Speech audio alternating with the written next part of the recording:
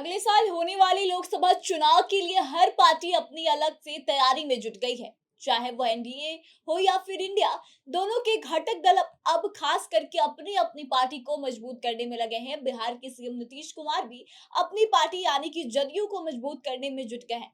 हालांकि वो जितना मजबूत होने की कोशिश कर रहे हैं, उससे उनके सहयोगी पार्टी आरजेडी को उतना ही नुकसान हो सकता है।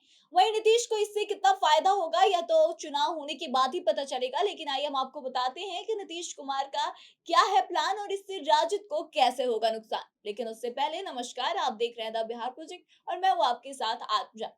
दरअसल जो सियासी जानकार है उनके अनुसार नीतीश कुमार हमेशा से एक सियासी इक्का जो है अपने पास रखकर चलते हैं। उन्होंने राजद से अब अलग हटकर पार्टी की प्लानिंग को विस्तार देना अब शुरू कर दिया है। दरअसल जातीय जनगणना के बाद से उन्होंने लोगों के मिजाज को भाप लिया है। उसके बाद वह सवर्णों को रिझाने की कवायद में जुट चुके हैं। हालांकि सभी जातियों में उनका प्रभाव कायम रहे, इसके लिए भी वह जी जान लगाकर मेहनत कर रहे हैं। दरअसल नीतीश कुमार भी जानते हैं कि जाति सर्वेक्षण से बिहार में सवर्णों का तबका जो है वो नाखुश है। हालांकि उसे भयभीत होने की कोई वजह नहीं दिखाई दे रही, इसलिए कि आर्थिक रूप से पिछड़ों को छोड़ करके सवर्ण समाज को वैसे भी कोई आरक्षण नहीं मिलता था, जिससे कि उन्हें छिन जाने का कोई खतरा लगे। बता दें कि सवर्ण समाज की नाराजगी दूर करने के लिए नीतीश कुमार ने आनंद मोहन से तब मुलाकात की जब लालू यादव ने उनसे मिलने से मना कर दिया था। इतना ही नहीं, आपको बता दें कि ठाकुर का कुआं के खिलाफ आनंद मोहन और उनकी बेटी के बयान पर लालू यादव ने नाराजगी भी जताई थी। नीतीश के लिए यह बेहतर ही अवसर था कि वह इसमें कुछ अपना सियासी खिचड़ी पकाए। सियासी ठिकाना ढूंढ रहे आनंद मोहन से उन्होंने करीब आधे घंटे तक मुलाकात की और ऐसा माना जा रहा है कि आनंद मोहन की राजनीति अब शुरू से ही लालू यादव के खिलाफ रही थी और राजद के साथ रहकर आनंद मोहन कंफर्ट फील नहीं कर पा रहे थे, इसलिए उन्होंने नीतीश के साथ तालमेल बिठाने को तरजीह दी है। राजपूत समाज के बाद नीतीश की नजर अब ब्राह्मणों पर टिक गई है। अपने मंत्रिमंडल में नीतीश ने संजय कुमार झा को पहले से ही शामिल कर रखा है। संजय उनके बेहद ही भरोसेमंद मंत्रियों में से एक माने जाते हैं। अब नीतीश ने ब्राह्मण बरादरी पर पकड़ मजबूत करने के लिए पूर्व मुख्यमंत्री भागवत झा आजाद की बेटी राजवर्धन आजाद को अपनी पार्टी से एमएलसी बना दिया है। यह सीट उपेंद्र कुशवाहा के इस्तीफे के बाद से खाली हुई थी। कायदे से कुशवाहा समाज के कोटे की यह सीट किसी कुशवाहा नेता को ही मिलनी चाहिए थी, लेकिन जदयू के कुशवाहा नेता ताकते ही रह गए और राजवर्धन को यह अवसर दे दिया गया।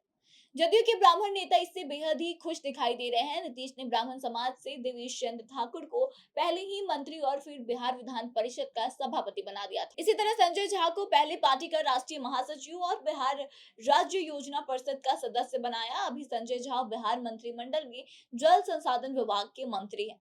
राजवर्धन आजाद को भी पहले बिहार विश्वविद्यालय सेवा आयोग का 2 बार अध्यक्ष बनाया जा चुका है। अब उन्हें नीतीश ने एमएलसी बना दिया है। नीतीश कुमार ने हाल ही के दिनों में जदयू के मुस्लिम नेताओं के साथ भी बैठक की थी। आपको याद होगा कि उन्हें पार्टी की नीतियों को सरकार द्वारा अल्पसंख्यक के लिए या किए जाने की काम की जानकारी दी थी। उन्होंने मुसलमानों में जदयू की पकड़ पिछले काफी दिनों से कमजोर थी। दरअसल साल 2020 के विधानसभा चुनाव में इसकी नाराजगी आपने साफ देखी। जदयू ने अपने 11 उम्मीदवारों को मैदान में उतारा था, लेकिन कोई भी जीत नहीं पाया। बता दें कि मुसलमानों को खुश करने के लिए नीतीश ने नरेंद्र मोदी तक से पंगा ले लिया था। बिहार में बाढ़ राहत के लिए भेजे उनके न सिर्फ पैसे लौटा दिए, बल्कि उनके साथ भोज का कार्यक्रम भी ऐन मौके पर कैंसिल कर दिया था। वहीं बिहार देश का पहला ऐसा राज्य है जहां जाति सर्वेक्षण का काम हुआ। केंद्र सरकार के इनकार के बाद भी बिहार सरकार ने अपने खर्चे से सर्वेक्षण कराया। इसमें अति पिछड़ों की आबादी सर्वाधिक निकलकर सामने आई है। दलितों की आबादी की भी तकरीबन 19% देखी जा रही है। ऐसे में अब नीतीश ऐसा जरूर मानते होंगे कि अपनी जाति की आबादी देखकर अति पिछड़े और दलित काफी खुश होंगे। इसका चुनावी लाभ भी उन्हें साफ दिख रहा होगा और इसका चुनावी लाभ उठाया जा सकता है, ऐसा उनके मन में होगा।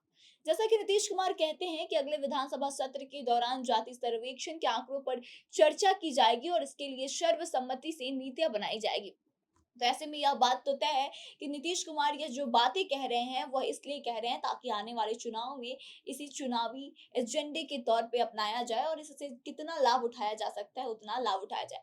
तो ऐसे में देखने वाली बात यह है कि अब नीतीश कुमार सवर्ण के साथ साथ मुस्लिम, दलित और अति पिछड़ों को एक साथ कैसे अपनी ओर आकर्षित कर सकते हैं, उनके वोट को कैसे अपने पाले में ला सकते हैं, यह आने वाले चुनाव में पता चलेगा। लेकिन जाहिर सी बात है कि अगर ऐसा हो जाता है, अगर नीतीश कुमार सवर्ण और खास करके मुस्लिमों को रिझाने में कामयाब हो जाते हैं, तो इससे उनकी ही गठबंधन के सहयोगी पार्टी राजद को बहुत बड़ा नुकसान हो जाएगा।